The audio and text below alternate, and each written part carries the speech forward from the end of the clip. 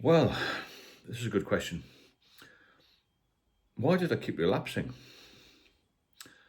when I had a good time sober? A very good time sober. I enjoyed everything better when I was sober. I had more money, felt better, looked better, conducted myself better, did better at work,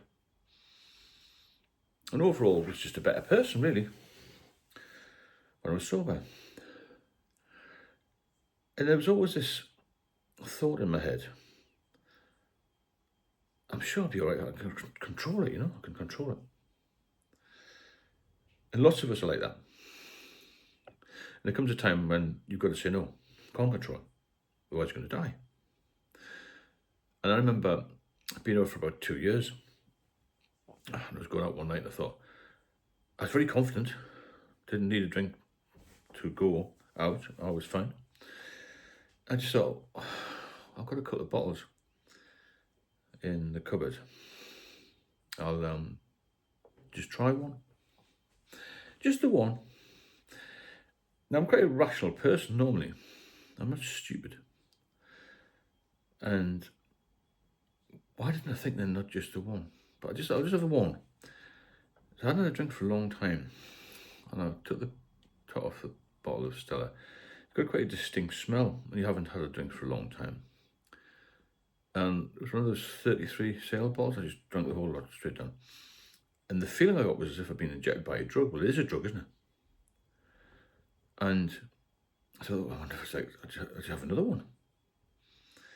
And I thought, well, go on then.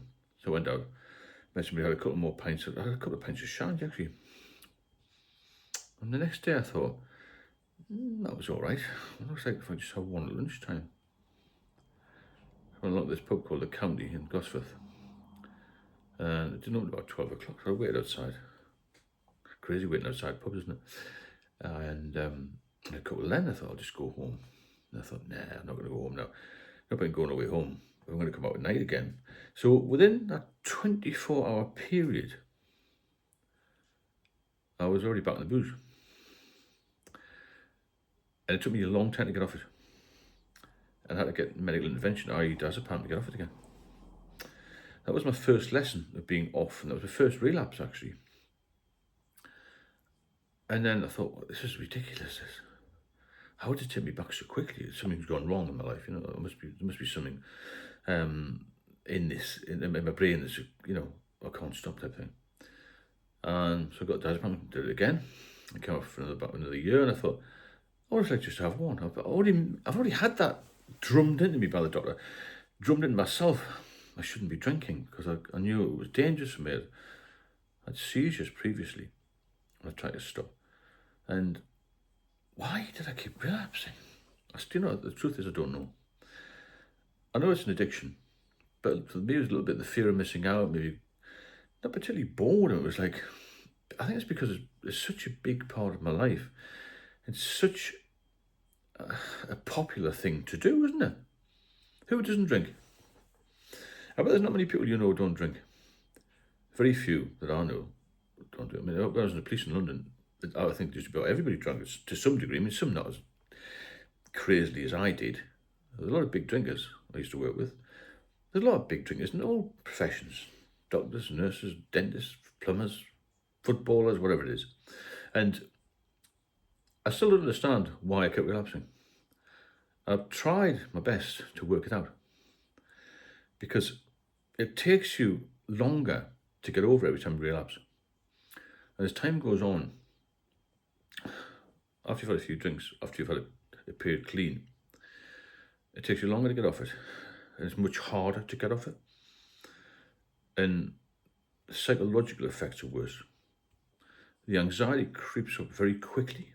In fact, the more you relapse, the quicker it gets you, the anxiety. And then the anxiety creates a cycle of dependence again.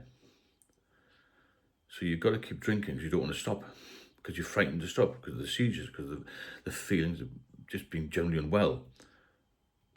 And it's catastrophic to your life. And it really does bother me and bug me that we can't find a cure for this. The only cure is to stop for life. But if we can just stop people relapsing, a lot of people would be alive today and tomorrow. Because to me, relapse is a killer. To go back to a drug you already warned about, you already know it's doing you harm. But it's everywhere, isn't it? You can't get heroin from the local petrol station, but you can get alcohol. And it becomes so divisive. It weaves its way into every fibre of your life. And it will take 20 years off your life. And to stop isn't easy. You've got to be very focused and very committed to stop, because it will come back like a train. So after 3 or 4 relapses, I went into a massive spiral down and I nearly died. And I was speaking to somebody the other day who'd been 27 years sober, had a few drinks, took another 7 months to get off it. All that time sober, when he'd been living a good life, had just been wiped out. The sober times were wiped out by one drink. And that's the problem. So you've got to keep focused, you've got to keep busy, you have to be mindful of it all the time. It just sits on your shoulder, waiting to grab you again. And when it grabs you, it really does have a tight grip, a firm grip. It's not going to let you go in a hurry.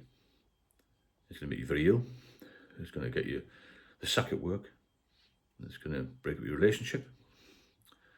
It's going to take everything from you. Eventually it'll take your life.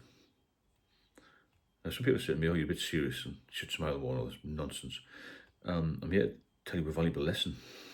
Not tell you a valuable lesson, learn a lesson that I did, because it nearly killed me.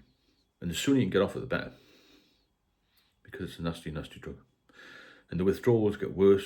I ended up where I couldn't get out of bed. I would drink. I had cans of beer next to my bed. I couldn't get the bathroom properly. I used to wet the bed. I was living in, soaked, stained sheets for months. I had rats in the end. I didn't eat anything. I was malnourished. I had ascites. I had liver failure. I had tonic-clonic seizures. I had spontaneous bacterial peritonitis. I had a hernia the size of 2 tennis balls in my stomach. The ascites had pushed out my umbilical area. I had 2 emergency operations. I ended up in resus. I ended up in ICU. All through drink. All 5 major hospitals in the northeast of England I did bed and breakfast. I was in a hospital for 2.5 years. So from sober to near death in one drink. That's the issue you're facing. So you've got to be very mindful of this. You've got to be very focused and you've got to be committed. I keep going about this. If you're not, you're going to lose the battle. The battle's there to be won. I've done it. And thousands of people like me are around. But there's even more who aren't here anymore. Be part of the exclusive minority and get off the booze. If you want help to do it, I'll do it with you. I've got a one-to-one mentoring system. I've also written an ebook. I do lives. And I'm here 24 hours a day on text and things. You send me a message, I'll get back to you. My email's on there as well. My message to you is to get healthy.